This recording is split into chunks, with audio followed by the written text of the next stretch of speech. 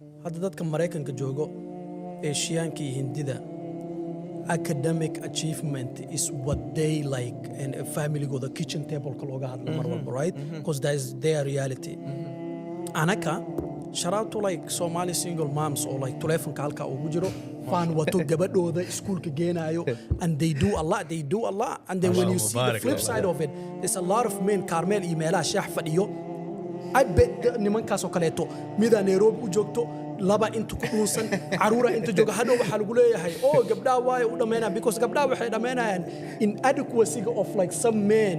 oo meesha fadhiisanay I'm not like and canaan ma ahan bacanaan oo sometimes reality waa loo baahan yahay right so let me interrupt you lakini I know waxa ka wadid fadhi ku dirra ka wada that coffee shop iska fadhiisatid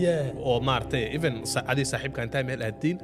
كوا حليسين هول مهمة هي وحاس ولكن السجى he was talking about فدي كدير كنا ممكن أنتي مال فريستان بلا معنى ما أنت إنه محل لوجوين كهلا and then on top of that دت كمال productivity وفدي عن دت كود بحق قبنا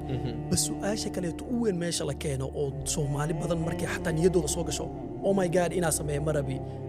for the love of God economic viable enough هداهين جبر جلا إسكداي like afar gabar why 100% you're not enough hadoo dadka waxay ilmaamayaan waxa waay oo way cunigan u halaabay oo way kan u halaabay because wuxuu u ilmaamay economically viable cunigan hadaa u ahaan sidee gabar kale u aroosaysaa sidee caruur kale u dhalaysaa hadoo ilmii way kala firdayaan صح